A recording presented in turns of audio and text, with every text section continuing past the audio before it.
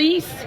So if I've got the basket, and I'm going to give it to this lovely lady, Catherine, right here. And if you would like to release a butterfly, if you would come see her, and we're going to release them over there in the field. And they're in honor of our two guests tonight, Dr. Battizi and Dr. Tomlinson. So if you'd like to release a butterfly, please come over here and see this lovely lady. They're in little envelopes.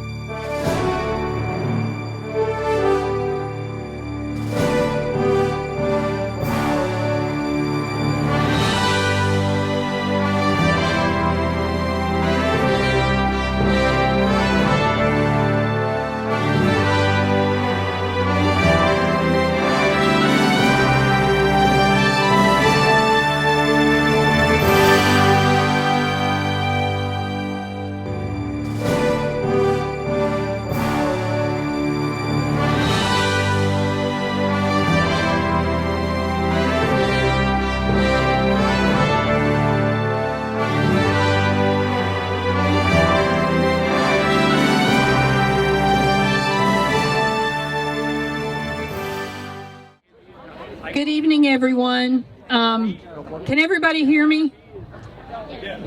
Okay, I know you can. I'm right here. We're going to get started. Please feel free to continue to eat. The oyster table will be open. The food they'll be bringing out shortly, but we're going to go ahead and get started. So I want to welcome all of you, and I hope you'll make yourself comfortable. We put in an order for warm weather that wouldn't be too cold, so looks like we're getting our wish. It's not too cold tonight. And I want to thank everybody that brought some heaters out here, Mike and Lynn Darby and Mitzi and Mark Mitchell and Ryan Hulan. Thank you for bringing the heaters for us. So I want to take a moment and just thank our heroes that we're going to honor tonight. But I want you to know that there are a lot of heroes out here tonight. And I know it's getting kind of dark, but I want to thank some people. And if you would, raise your hand or stand up when I call your name. Cobb and Denise Oxford. This is their lovely venue. And thank you so much, Cobb and Denise. They're over here. This has gotten to be our favorite place to do this, so this is just really nice, and we appreciate all you guys do. Our wonderful sponsors, Betty Jo and Michael Thompson, Anderson Area Cancer Center, you guys, raise your hand. Sue Tootin, raise your hand. And Med, all of you raise your hands. Diagnostic Radiology, you guys are over there. Yay. Dr. Rajiv and Ravinder Malik, they're not here tonight, but we thank them. Anderson County, they have been really great to us, and I can't mention them without mentioning Clarence Sullivan. Clarence is always awesome to come through and do whatever we need. He helped with the screen tonight. He's helped with the sound, and Clarence, we appreciate you wherever you are. He's hiding. Blossman Propane, Gas and Appliance. You guys? Yeah. Woo! I tell you what, they're becoming staples at all of our events. Thank you guys. They have been a wonderful sponsor for our Hot Air Affair, our balloon event. We couldn't do it without you guys, and we're just so grateful to you. And thank you tonight for the propane and all that you guys do. And we hope you enjoy the meal. And thank you again for coming. Let's give them a hand. Piedmont Surgical Associates are in the house. Mr. and Ms. Billy Epps, thank you. Mr. and Ms. Billy Pickens, Billy and Connie, where are y'all? And I want to thank Greg Wilson with Anderson Observer for coming out here and volunteering to do our videography tonight so that we can capture the evening and the speeches and all. Thank you, Greg. We appreciate it. And of course, what you're eating tonight, I have to thank my wonderful husband who puts up with me every day and has been so good. And he calls himself my voluntold instead of volunteer. And Andy Stringer, and then my son Cole is here helping. So thank you guys. And he'll hide, so. Well, this afternoon was a typical afternoon for most of us. But at the Cancer Association, just the short time that I was in the office today, there was a lady that came in who her husband has been doing worse, and she broke down, and our site manager, Kim, was able to comfort her and help her get the help she needed. And then shortly after that, we had another lady come in that had just been diagnosed. And so those things happen every day. They're not typical to the people who are going through it, but they're typical because we see it all the time at the Cancer Association. And by you being here tonight, you're helping us keep the mission going. And I'm very grateful to you because I see every day the people that we're able to touch. And you're going to hear from one or two of them tonight. I also want to just remind everybody that cancer is not a respecter of persons. It doesn't care what age you are. It doesn't care what gender you are. It doesn't care how rich or poor you are. It doesn't care. It just attacks everyone. And unfortunately, it seems to be getting worse. I don't know if it's because we have better screening now or if it's just a perfect storm. But the Cancer Association is there to help people every day so that they know they don't have to walk alone. And when I say that, I want to recognize some very special people, and I want you guys to stand. Our nurse navigators, would all of you stand?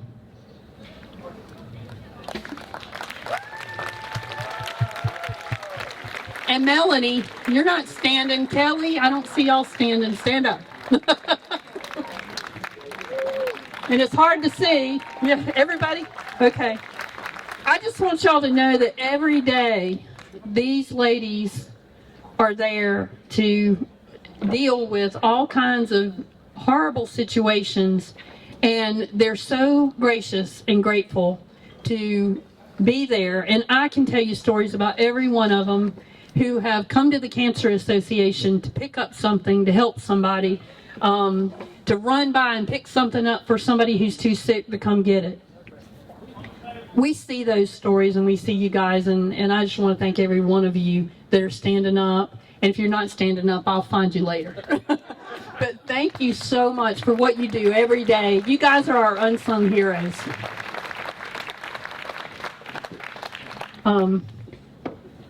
I also want to thank the doctors and the cancer care team. If you're part of the cancer care team, I'm sorry to keep doing this, but stand up. You're getting your exercise tonight.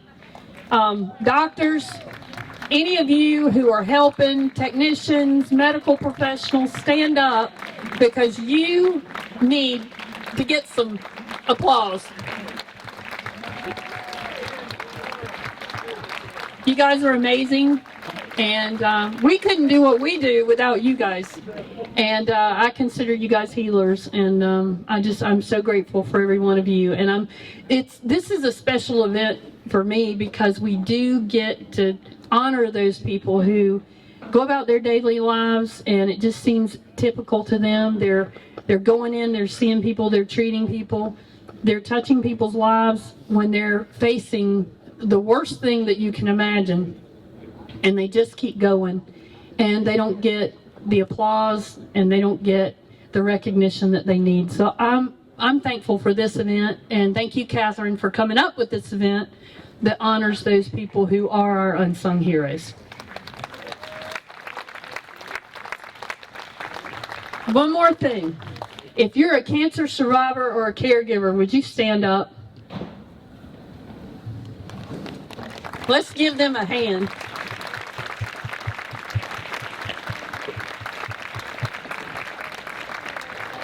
You definitely deserve a round of applause. You guys inspire us, and may God bless you and continue to give you many years of cancer-free, wonderful days. And now I want to thank the CAA staff, Roger, Ryan, Kim, Sandra, and all our wonderful volunteers who are too numerous to mention because I'll forget somebody. If you volunteer for CAA or you're our staff, stand up now because you guys really deserve. And they were running around today trying to get everything done. These guys are great and they're there every day. And if you ever need anything, I can tell you that we have the best staff ever. And I'm grateful for every one of you. I'm sorry Derek couldn't be here tonight. He just recently had knee surgery.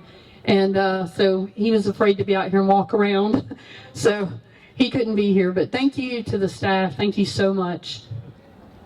And then, without further ado, could all of our board of directors that are here, even ex officio members, Sue and Catherine, all of you come up here. Whoa, come up here. Come up here. We're escalating. We're escalating. We have something tonight that we want to share, and I'm going to turn it over to Marlene, who is our president. But we've been working for, 3 years on our vision and what we're going to be doing and where we're going. And I couldn't ask to be in a better position with a better board of directors. And I'm so grateful for every one of them. And what you're going to see tonight that we're going to unveil, and you can come look at it later when you can see it better. But it's the culmination of years of dreams and visions, and we are so excited. So we want to share it with you. So Marlene? On behalf of the board, I just want to welcome all of you tonight and thank you so much for being with us. The Cancer Association prides itself on... I'm sorry. Okay. The Cancer Association prides itself on focusing all of our efforts, all of our energy, on easing the burden in our community to those suffering from cancer. You know, cancer doesn't just affect those diagnosed, but their families, their caregivers as well. But our priority remains the same, to provide support, emotional support, physical support, financial support, and that's our goal. And on a personal note, the two honorees tonight, Dr. Battizi and Dr. Tomlinson, 34 years ago, were the doctors for my father, who was diagnosed with liver cancer. And I will never forget their kindness and their compassion shown to our family. So to all of you that are here tonight, thank you. Thank you for volunteering. Thank you for your financial support. Thank you for your countless hours of helping us do the things that we need to do. And thank you for your partnership. You all are truly heroes to us for all that you have done. And we want to unveil something that the board voted to move forward on last night, and we're all excited. This is the culmination of many months of work on planning a new facility, and we want to share it with you. We want to show you the design, and you'll be hearing from us because we will be beginning a capital campaign in the months ahead. Thank you very much. Ready? Yes.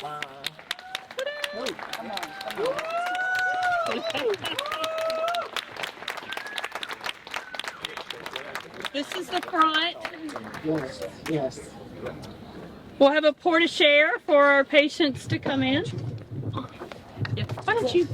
This is our porte-cochere where patients can come and pull in on rainy days or if they need some extra accessibility. And this is where we are now, and we're going to add on this.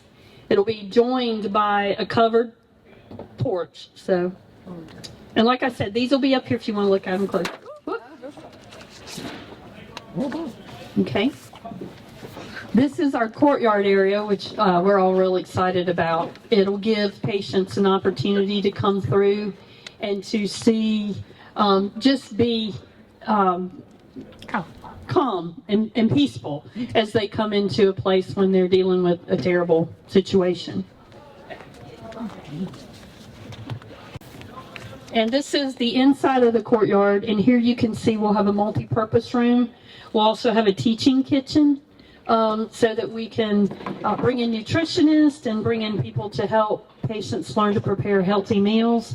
We also just got a grant with USDA so that we can have a small raised garden area so that we can grow fresh produce for our patients. So we're really excited about that. So then they'll be able to take them into the kitchen and learn how to prepare healthy meals. Does any of you guys want to say anything? I think we all had mixed feelings watching the old Cancer Association building come down. I walked on that small plat of land on Calhoun Street and was so thankful for Doctors Malik, Ravindra, and Rajiv who made it possible for us. Let's have a round of applause. Yes. They're not here, but I love them so much. You know, from the very beginning, when I had this dream of a cancer association, I came to Ravindra and she said, I will help you. And she has helped in every single way. Rajiv also. And giving us the use of that old house, which we renovated, but giving us that use for all these years and for just like nothing. We didn't have to pay a mortgage. We didn't have to worry about a facility cost because of their donation. And to see that house, which was so tiny, Jackie's nodding her head, to think about, and Sue, and some of the originals, all the things that happened. Yeah. But now I'm so excited about what's going to be in that space. And I appreciate Angie and her board for the vision to say, yeah, this is the next step. Yeah. This is the next step. So thank you all. We'll be excited to see how it opens, and of course we all have to open our So thank you. This is so exciting for us, and we thought it would be the perfect evening to share this with you, because the heroes that we're honoring tonight were in a big way a foundation for what we've been doing and set the stage and what you do every day. Dr. Battizi, although you're retired, and Dr. Tomlinson, what you guys do and the teams that you work with made this happen, and we're grateful. And all you nurse navigators, we couldn't do it without you. I have to thank y'all again. So thank you. Okay, we have a couple of people who would like to tell you some stories. I promised not to make them, I promised them I wouldn't make them run away in shame when we share some stories. But Lori King, would you come up here? Okay, when Angie told me tonight that Dr. Tomlinson was being honored, and she said, would you mind speaking? I said, I didn't hesitate to say yes. And I didn't meet him in really the best way you want to meet somebody. And there's a commercial y'all probably seen that says, everyone remembers where they were the day they were told they have cancer. Their world stops. And I was sitting in front of Dr. Bice in December of 2018, and he told me, he said, I'll be meeting with my cancer team to see what your course of treatment will be, which ended up being radiation, a mastectomy, reconstruction surgery, and 30 rounds of radiation. And while I was volunteering, I met one of the volunteers. His name was Richard. He said, I was a cancer survivor, and I thought, I want to give back, so I volunteered. And I thought, I'm retired, I've got plenty of time, I'll just start volunteering with radiation oncology. And so I did in around 2019. But the way I met Dr. Tomlinson, I went for my first consultation, and in walks this very distinguished looking gentleman, and he just put me at ease. And I said, I knew he was going to be one of the best when he said, can I get you a cup of coffee? Because he knows I love coffee. But then the past few years, as I've been volunteering around him, I've just seen how he puts patients at ease when they're, it's really scary. When you hear the word cancer, you think your life's over. But it's not in most cases.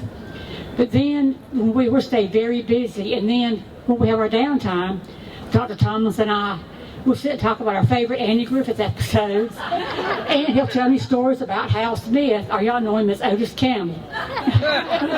But in conclusion, I'd just like to say, my best friend had just passed in 2017 with metastatic breast cancer. And so I was scared to death. And Dr. Thomason and Dr. Kenneth, you're out there too. Y'all were there for me, and you know, it's scary. And I'd just like to say to both of y'all and to the other doctors who were involved in my treatment, just thank you for being a part of saving my life. And y'all are the best. Thank you. Thank you, Lori. Can you see? And now, Dr. Canick, could you come up? I have to tell you, Dr. Canick's on our board, and he's been such a great addition. I've really enjoyed getting to know him. He's one of the kindest and most gentle people that you'd ever want to meet. And although I didn't have radiation, I just think the world of him. And I thank you for serving on our board. And I thank you for being here tonight. Thank you. Good evening. It is a pleasure for me to be here tonight. I saw my partner, Dr. Thompson, as I walked by. My distinguished partner, I don't know what Laurie got that from, distinguished, but he told me, he said, give a nice long speech, because he loves long speeches. And so I prepared a very nice long speech for Dr. Thomason.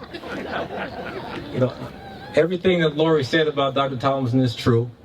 He's a great physician, a great mentor to me. He just working with him over the past 10 years, I've become a better physician, a better husband, a better father. He's poured into me, and I've got to watch him take care of patients, and I've learned a lot from being around him. You know, we go through residency and medical school and fellowships and things, but until we're really faced with challenging situations and patients, do we really find, you know, the skill and the art of medicine. And I learned that from working with him and watching him throughout the last 10 years. And I can't believe it's 10 years, but that time's gone by so quickly, and we have such a great time together. And I'm looking forward to many more years of working with him. But alas, Angie asked me to share some stories about Dr. Thomason, and I have so many that I can write a book, but I can't share them all. But one thing that I would like to say is that, you know, going through this entire process of medical school and residency, I got to have a very good relationship with him. When I was a resident, we would talk and discuss cases and patients, and he told me, you know, when you get ready to look for a job, you know, think about Anderson. And I got home and I told my wife, and I said, where is Anderson? And then we came up here and visited Nancy and visited with him, and I came home and I said, I really love Nancy and Vic, and I think we're going to move to Anderson. And she said, you're sure? And I said, yes. I think we're going to move the whole family, pack up, and just come to Anderson.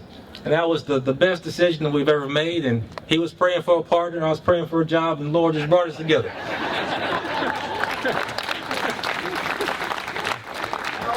Amen. But the one thing that I failed to do as I was going through the negotiation process was I didn't read the fine print in my contract. See, it's very important, everyone that's looking for a job, young people, if there are any young people here, make sure you always read the fine print in your contract. Now, Laurie said that Dr. Tomlinson is a fan of the Andy Griffin Show. And I realized that when I was going through, you know, meeting him, he'd have these jokes, Andy Griffin, ha ha ha, yeah. Yes, very cute, yes. But one day in the clinic, I was going about my business, taking care of patients, early on, like maybe the first week. And he said, hey, Barney. And I looked around and I said, who is he talking to? You know, up until this point, I've been Leander, Dr. Koenig, and now he calls me Barney. And I said, who's Barney? And of course, I'm a fan of Andy Griffith. I know who Barney is. You know, he was the sidekick of Andy Griffith. You know, and my one memory about Barney is, you know, that one little poem that Opie told about Barney. There was the officer named Fife who carried the gun and the knife. Right, remember that? The gun was all dusty, the knife was all rusty because he never caught a crook in his life. Remember that? And that's who I was. You know? But of course, Andy, Dr. Tomlinson, very distinguished, smart, And I'm Barney at this point. And I said, what do you mean I'm Barney? I'm not Barney, I'm Dr. Koenig. He says, well, you didn't read the fine print in your contract. And sure enough, I went back and got my contract, and it said, you will provide radiation oncology services in Anderson, South Carolina, but from time to time, you'll also provide services in Mayberry. And there you go, there was my signature at the bottom of the contract, Leander Koenig. And so there I was, Barney Fife in Anderson, but sometimes Mayberry. And so I asked him, I said, so why do you like Mayberry so much? He said, well, Mayberry is a very peaceful place. All the citizens of Mayberry get along well. Everybody works hard, nobody complains. And so he says, in this department, it's like Mayberry, Barney. And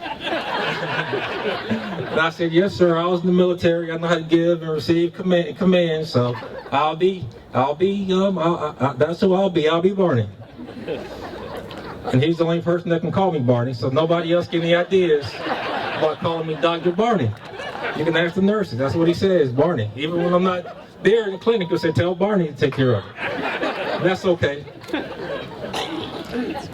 And so, but that's really the culture that we have. You know, Mayberry's a small town.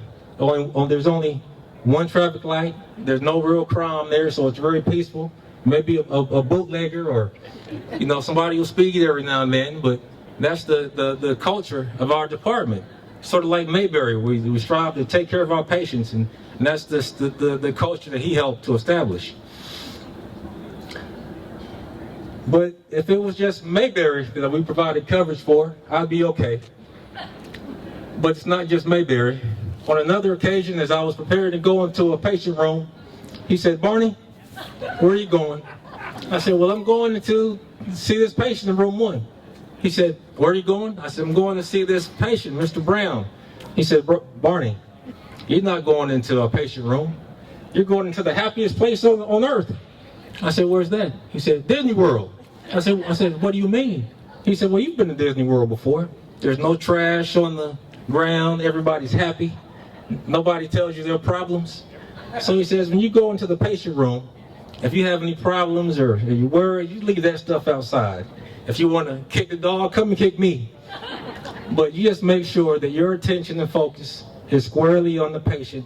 If you have a problem, don't make it their problem. Just remember to focus on them and meet their needs and take care of them. And that's just gives you another idea, true of how he views patient care. And that's the culture of our department. You know, we strive to take care of patients and meet their needs as best we can. Now, if you are an astute observer, you may be asking, well, Barney, well, I told you don't call me Barney. All right, that's Dr. Barney. You may ask the question, well, how do you provide coverage in Anderson, and then Mayberry, and then Disney World? Well, we have a plane, the Blue Ridge Express. It goes hypersonic. I've heard so many airplane stories that I can fly that jet, but he won't let me. He says, now Barney, you have to get your license first. But he tells a lot of airplane stories. And one of the things he tells us is that we should always have a checklist before we fly. And as we take care of patients, that's something that we always do as well. And he also says we need to stay below the radar, avoid the turbulence. He says if our patients have a good experience and have good care, that's good for them. If we provide good care, that's good for MA, and it's also good for Blue Ridge. And so those stories are just ways in which Dr. Tomlinson tells us and teaches us and shows us how to care for patients. And that's really who he is. As Laurie said, he'll take him coffee or a blanket, tell a story, share his experiences. And as I said when I first came up here, coming to Anderson was the best thing that I've done, and I have a great partner. Someone once told me that you never know how good of a contract or a situation you're in until you figure out how good your partner is. And I think I have one of the greatest partners and greatest teachers and mentors and friends that a fellow could have. So I'd like to say congratulations and thank you. and look forward to many more years of working together. Don't get any ideas of retiring. You're bringing the food out now. I know you're hungry. So we're going to take a quick break while they're bringing the food out. Then we're going to bring somebody up here to talk about our... Okay, please continue to eat and enjoy yourself. Don't stop, but I do want you to listen, and let's give it up for Dr. John Doster. Woo!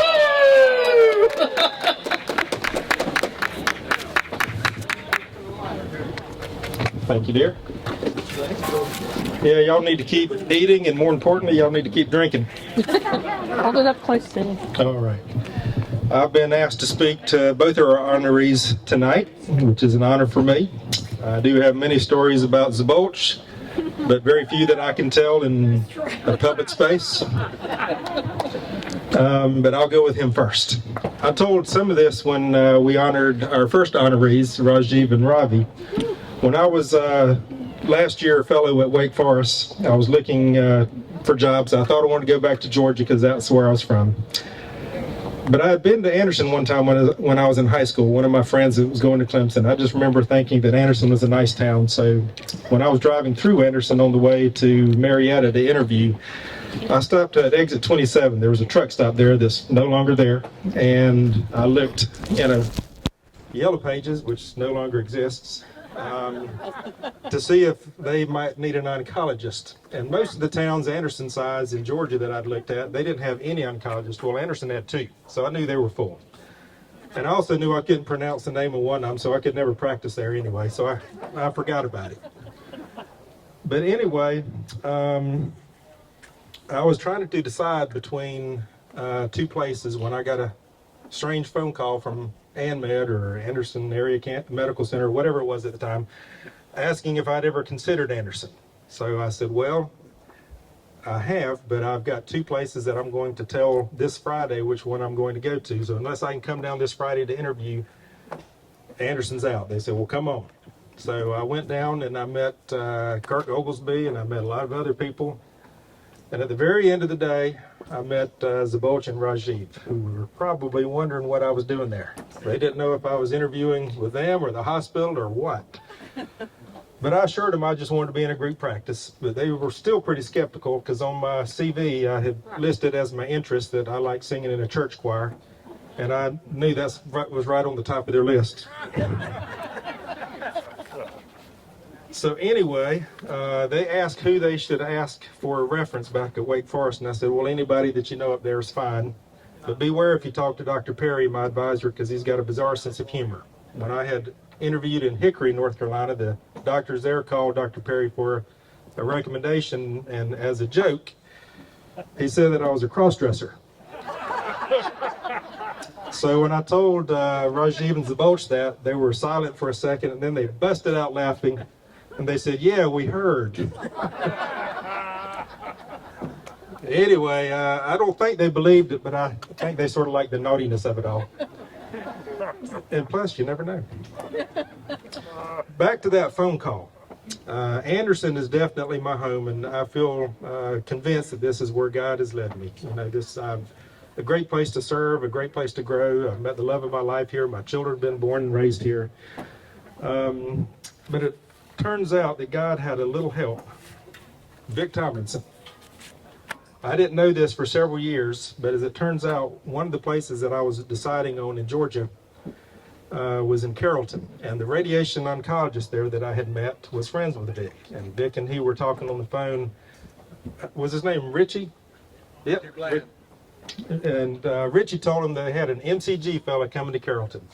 And so Vic asked who it was, and then he turns to Karimi McDonald, his partner at the time, and said, hey, do you know John Doster? And she said, yeah, he was in my class. He needs to come here. So Vic calls the hospital immediately and says, you need to call John Doster. And if they hadn't called that week, it would have been too late, and I wouldn't be standing here. And the rest is history. Anyway, after meeting Rajiv and Zbolch, I decided I had to come here. And then I came down a few months later to find a house. I went by the office and they asked me out to dinner that night. So it was me and 3 couples. Zbolch and Susan, Rajiv and Ravi, and Tom and Sue Tootin. Lord have mercy. I had never laughed that hard.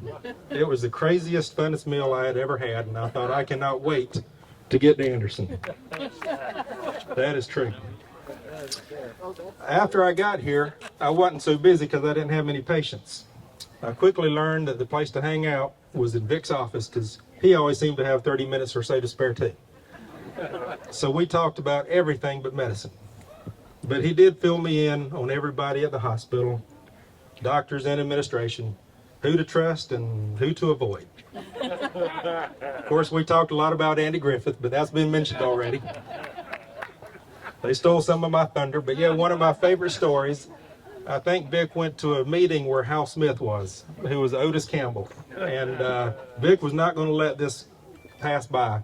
He befriended Hal, and Hal would call him here and talk to the staff like Otis, drunk as a skunk.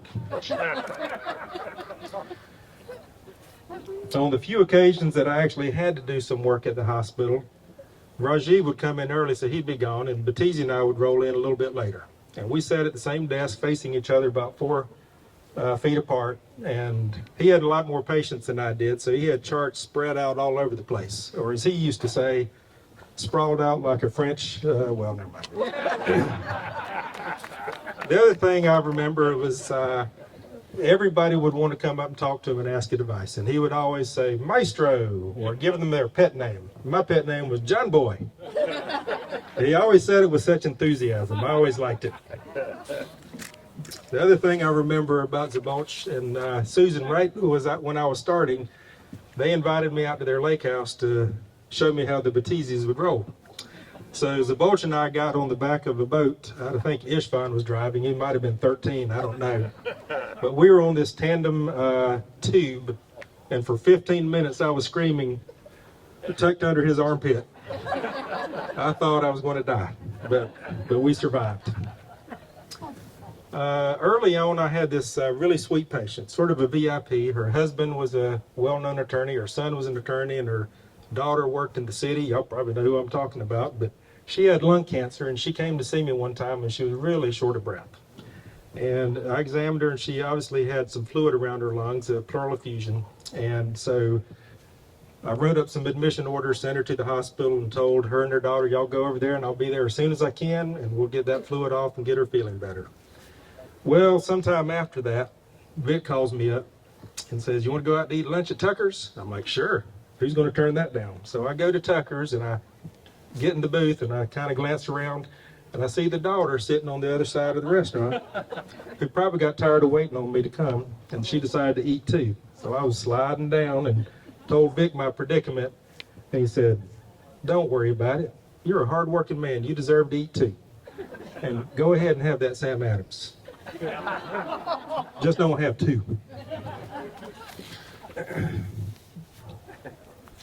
Anyway, the thing that I really is different as Vic and Zboch are, the thing that they have in common is they both put their patients first.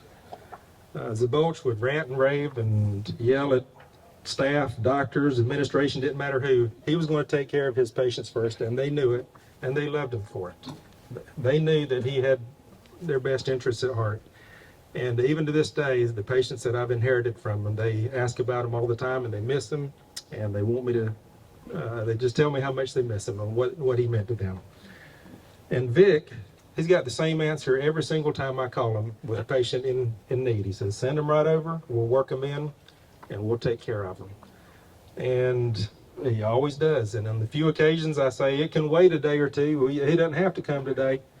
Well, a minute later, there's a knock at the door, and Vic's coming in the exam room. He's walked over to my office. He just wants to introduce himself to the patient, tell him what he's going to do, and that everything's going to be all right, and it makes a world of difference. And I don't know any other doctor that does that. Plus, let's face it, Vic looks like a doctor on TV, you know? He's grandfatherly, he's calm, he's reassuring. You know, all my patients are nervous, and it takes me a lot of work to talk them off the ledge. All Vic has to do is walk in the room and smile, and everything's fine. And the other thing about Zboch that I really admired was he was dedicated to learning, because if he wasn't with a patient or he wasn't doing some work, He was back in his office. He had stacks of journals he would read all day long just to keep up. As a matter of fact, the day before he retired, he was back there going through his journals. And then the next day, he did the smart thing. He threw every one of them in the trash can. He canceled his state medical license, and he got out of there. And one day in the not too near but not too distant future, I'm going to do the same thing, and I want to make the most of my retirement like you have. But to the two of you, I just want to say it's been a privilege to work with you, to learn from you, but most importantly, it's just been great to be y'all's friend. Y'all have made Anderson a wonderful place to practice, and I can't thank you enough. And now, a lot of you have heard some of my story, but I'm going to tell you again. In 2013, I had been at Anderson County for a number of years and was very energetic, a lot more than I am now. And I heard you laugh, Catherine. But we had our Celebrate Anderson event, and after the event, it would usually, I'd rest one day, and then the next day I'd be fine. We went through our Celebrate Anderson event, and the first day, I was exhausted. The second day, I was exhausted. The third day, I just thought, man, I'm getting old. I can't recover from this. And that morning, I got in the shower and reached back to get the shampoo off the shelf and felt something weird. And it just kind of unnerved me because I kind of had this bad feeling. So I called my doctor, Dr. Marshall Matter's office, and I said, this is Angie Stringer, and I think I'm about 2 months late for my mammogram, and I found a lump. I probably should come in. And so she said, well, let me call you back. And so within an hour, she called me back, and she said, well, Dr. Metters said, if you called in here, I better get you in here because you hate going to the doctor. And I said, yeah. So I went in, and that started a process of mammogram again and an MRI. Before that, I had ultrasound and a biopsy, and I looked at the faces of the wonderful caregivers who were there. Dr. Kassar and Dr. Greer, and I could see the worry in their faces. And then I got called in, and this wonderful lady who has since retired, Pat Ebhart, called me in, and I had an appointment. So I went in with my mother and my husband, and she looked at me and she said, Angie, you have cancer. And anyone who's heard those words knows your world stops. And the only way I can describe it is like the Peanuts gang. Everything from that point on is womp, womp, womp, womp. You can't concentrate. You can't hear anything. And I just said, okay, take a breath, breathe. My husband had lost his mother in 1993 to breast cancer. And so he was pretty flipped out. He jumped up and started pacing, which made me unnerved. And my mother just sat there and patted my leg and said, it's going to be okay. So Pat Ebhart said, I need to know who you want for your surgeon. And I said, well, when do I have to tell you? And she said, honey, right now. And I said, Dr. Bice? And she said, okay, we'll get it set up. And that began the whole progression. Dr. Bice did my surgery, and he was wonderful, and he made me calm. And then they sent me to this oncologist, and I walked in the door, and he said, okay, you're 49 years young. And I said, I like you. And this wonderful man who everything Dr. Doster said about him is true. He'd go out of the room, and man, if something wasn't right, you heard him walking down the hallway. What is going on here? What is going on here? But he took care of his patients, and I was one of them, and I was very grateful for that. Now, he did call me trouble. He definitely can see through, and pick things out, because Andy would agree with you. But I remember one time I went in and asked him, I said, I need something on the other side of this. I said, I've been on this wait list to go to the top public information course in the country, which is in Emmitsburg, Maryland. Now, mind you, it was the year of the polar vortex, and I was going through chemo. And he said, no. And I said, I really need to. I've been on the wait list for 5 years. If I turn it down, they only choose 25 people a year to go through this course. And he said, tell me why you want to do this. And I said, Dr. Battisi, I need something on the other side of this to let me know that I'm going to be okay, to plan for being okay. And he said, damn it, good answer. And so he proceeded to tell me not to let any, I think he called them quacks up north, take care of me. And that if I got the slightest fever, I was to immediately come home and see him. I am very grateful to you, and I can't thank you enough. I was really mad at him because I had one more treatment and he retired. And I told him, you know I know where you live. And he said, yes, I know you know where I live.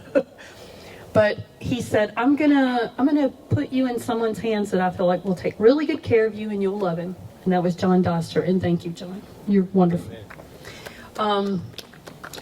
I'm grateful to all of mine, and I can call out Pat Eberhardt, who was wonderful, and I miss her terribly. She was so good to me.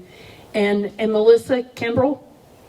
Melissa saw me through Cancer Care 101, and I'm very grateful for that. Thank you, Melissa. And it's neat because now we're able to send patients to talk to her and to, you know, get some peace and calmness from what's going on in their life. But I am very grateful today, and I stand here today because I had the best care, and it was a team effort, and I am so grateful. And I think Andy is most of the time anyway, that I made it through.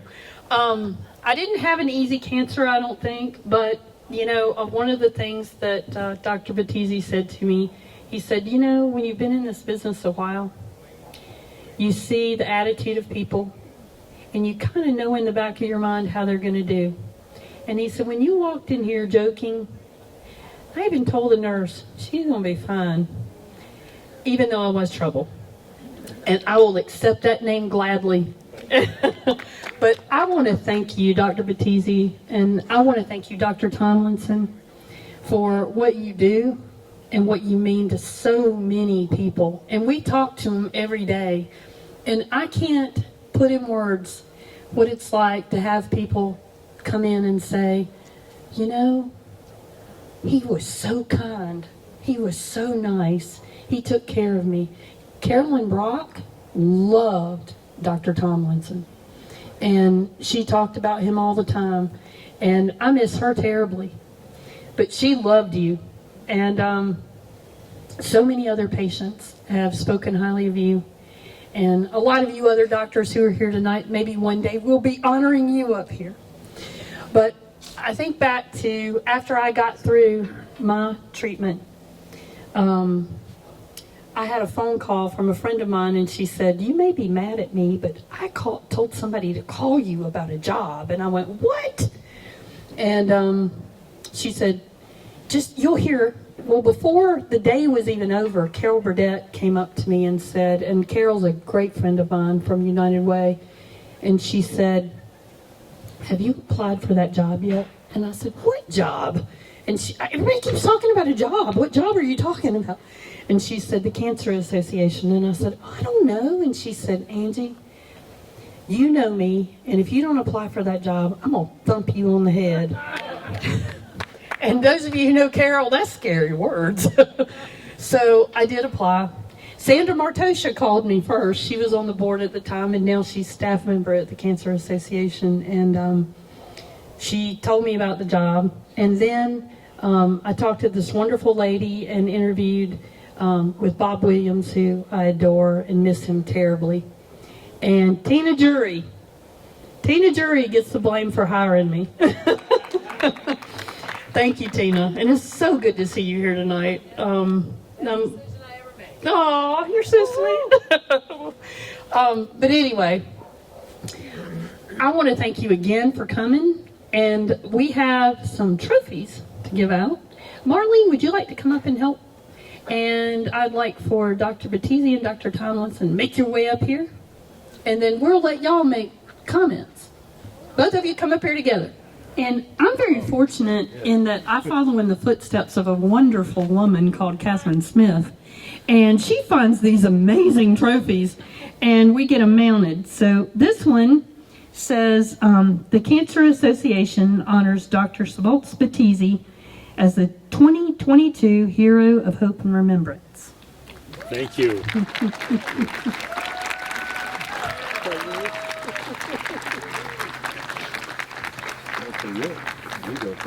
And this one has grapes on it. It says, Grapes. the Cancer Association of Anderson honors Dr. Victor Tomlinson, 2022 Hero of Hope and Remembrance. Thank you. Thank you. Thank you so much. Thank you very much. We're so grateful to you too. And Great. now, I would like for you guys, if you would like to, rebut any stories. Yeah. Obviously, I'm going to keep it PG rated. Sort of mauled as to what to say. And, I look back on my career as a physician. I remember back in, when was that? 1981. I had a residency in St. Thomas Hospital in Akron, Ohio. And it was a famous hospital because they had a statue out front of the guy that wrote the book for AA, Alcoholic Anonymous, which was an irony. But it was a wonderful residency and internship and stuff. And, I trained overseas and came back, and it was just a transition time. And we'd have these grand rounds where the older physicians would get together, and they would pick on you and tear you apart. And at the end of the day, though, they'd put their hand behind you and say, "It's all right, you'll learn." And their biggest complaint was that there was this thing called Medicare that came along, and all of a sudden they were having to get less fees than they actually charged. They could not believe this. So that's how old it was. But anyway, years and years of trainings and MD Anderson. I look back at Rajiv Malik. I remember he showed up, or rather he requested somebody to help him out. He'd been on his own, and poor guy looked like he was disheveled and terrible. Little did I know what I was getting into, but after I'd done my residency in Akron, Ohio, my wife said, "Wherever you go, it's got to be south of the Mason-Dixon line. We ain't going back up there again." So I settled in Anderson, and for about 10 years, it was either you're on call or you're sleeping. You're on call or you're sleeping. But, the things that probably the biggest reward I got through all that time was people gave me their trust. And I can't tell you what that means. To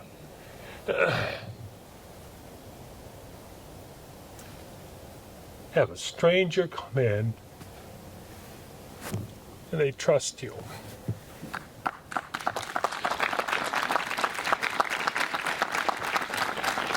And because of that, there's three things that I have to remember. I have to be available and do my damnedest best to be kind. I have to be knowledgeable, and I have to put it to action. And above all, I have to know my limitations and reach out to my colleagues and know when it's time to refer. And by doing those three things, it was very simple. I gained their trust, and I kept their trust. And those people that came in that were untrustworthy because they've been dished around, and God knows what they've read, and Uncle Bob told them this, and Aunt Jenny told them this, and oh my God, they're just there to rip you off, and they're going to poison you, and I had to gain their trust, and those are some of the finest people that existed. But anyway, thank you very much for trusting me. Well, Dr. Battizi is absolutely right, and I absolutely trust him. And he's taken care of my family, and then John after him is taking care of my family, and we trust them completely, and always have trusted those guys. I do know Otis Campbell. I was in Nashville sitting outside a building, and just myself, and across the way there, waiting on a transportation, very early in the morning, I was looking, and then it dawned on me, that's Otis. So I looked over there and said, you're Otis Campbell. And so he went right into, you're right, old buddy, what about it? So I went over there, and I said, hey, man, do you mind if I go get my family? I'd love to meet you, Sure. He was so kind. Yes, it's Hal Smith. He was a voice man. And so I got my family, and then we met and exchanged some, contact. And then from then on, for years, he would call me and we would talk. Later, his wife had pancreatic cancer, and I ended up kind of being his psychiatrist 3,000 miles away. But what a wonderful man. One day, he called the office, and I said, Hal, would you mind doing a little Otis Campbell for Debbie? That was out front, our secretary, reception, air traffic controller, and everything for our office. And he said, no, I'd be glad to. So I called Debbie. I said, listen, I got this guy from Mayberry, and he's kind of, buzzed, but he wanted to talk to you. So he gets on the phone, and, hello, Debbie. And she about had a fit. And that was Otis, and he was so kind. And he later read the Christian series, Odyssey series. He was a wonderful guy. And I do miss him. And I would want to, on another note here, thank the Cancer Association for all the wonderful stuff they do for our patients. And, all of our people here in this team, I mean, they are now an integrated part of this whole cancer care team. I mean, just like anything, like surgery, radiology, they are called on every day, and they get people to where they go. And also, all this team, it takes an entire team. It's not just the doctors and nurses. The front desk is the major thing. If that does not work, nothing happens behind the desk. Those people need to be thanked, and I appreciate every one of them. And the navigators get the people to where they need to be, when they need to be. And the nurses and the therapists and the physicists. One of our therapists actually, I didn't know this until recently, but somebody told me, paid for a patient's Uber to get him home. He'd come at the wrong time. This guy didn't have any money. He was out of place, lost. So just one of our therapists paid to get him back to where he needed to be. Now that's the team I want to be on. So, I've learned a lot through these years. Some people ask me, well, when are you going to retire, Doc? When are you going to retire? Well, I'm going to retire when I stop enjoying my job, or when I can't do my job, or when Barney fires me. But other than that, I plan to be here. And I've learned a lot through the years. If you listen to patients, you will learn a lot. One patient taught me how to fly multi-engine airplanes about 12 years ago. Wonderful guy. But if you didn't talk to him, you wouldn't have known that he was such an accomplished pilot. Patients have taught me things about family relations. We were talking one day with this guy, about had an argument with his wife. And I said, yeah, I know. He said, well, I'm going to tell you one thing, Doc, just one thing. Even if you win, you lose. I said, yeah, you know, you're right. Talking to another patient, and he said, you know, we were fussing about how fast time flies. And even our children talk about it. Time just goes so quickly. Doc, I'm going to tell you something. Life is like a roll of toilet paper. The closer you get to the end, the faster it goes. I said, Joe, I wish you hadn't told me that. You know, Angie's word for, you know, distinguished, that means old. See, I started this when my hair was black. Okay. But you do, you know, you learn a lot. Now, this one person taught me a lot. I mean, something I had missed in medical school. So I got to set this up just a little bit. I walked in this room, you know, and there's this lady already sitting up on the table. And she's got on kind of this pioneer dress. And she's got her hair pulled back. I thought it was going to pull her ears off. And she's got this arm tied up in a sheet. And over here in the corner is this little fella with a bright yellow shirt on, with his mouth about half open, kind of like Gomer Pyle. And so I walk in there, and I'm trying to look at her name, and the name has been changed a little bit because of HIPAA. But the first name was like a flower. Let's just say Pansy, but she was no pansy, I'm telling you. And then I thought the last name something like Burl or something. So I walk in there. Hello, Ms. Burl. I didn't even get to say who I was. She looked at me like a drill sergeant at Paris Island. It's Burrell, where I come from. I said, yes, ma'am. I'm sorry, Miss Burrell. And and I'm about to go over there to introduce myself to this guy in the bright yellow shirt. But before I could say one word, she pointed with the left hand. The right arm was in this sheet. That's my third old man. I said, yes, ma'am. Yes, ma'am. I said, my first old man, he just died. But now, my second old man, I come home one day, he was in the room putting on my panties. So I just throwed him straight out. I told him, don't you ever come back. And so that is my third old man. I thought, boy, this is going to be uphill both ways.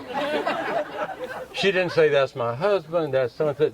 That, not even he, that, you know these pronouns these days, that is my third old man.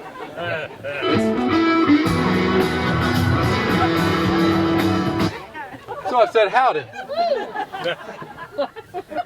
I thought, oh gosh, what can I say? What did you do to your arm? Well, I broke it. It's in a swing, isn't it? And I said, oh yeah, how did you break it? Well, I throwed a pan of water dishwater out the back door, fell down the steps, so it's broke. I've made this thing, I made it myself. I said, you're not kidding. Well, okay, so that's in the swing. I said, well, I didn't know what to say. Do you have any other family around? I've got two boys that I had my right ovary out. And don't you know the right ovary is for girls and the left ovary is for boys. I believe I've done gone and learnt you something now, hadn't I, doctor? Yes'm. You sure have. So basically, I think I'll stay in medicine a while. And if you stay here long enough and you listen to your patients, you might learn something. So, thank you very much. Have y'all had fun tonight? Have we learned a lot? Well, there's plenty more food, I think. If you want some more, just let us know. And I think there's still some oysters. So you don't have to leave. But as far as we are with our program, I want to thank everybody again for coming. I hope you had a wonderful time. I hope you learned a lot about these wonderful doctors and nurse navigators and Cancer Association. By the way, there will be a test on this. Cancer Association is not affiliated with any of the large organizations like American Cancer Society. We get no funds, none, from Relay for Life. We raise all our funds by events like this, by grants that we write, and by the generosity of businesses and individuals in our community, some of which you are. And thank you. Have a blessed night, and come see us, and we'll be hitting you up for our new building. Thank you.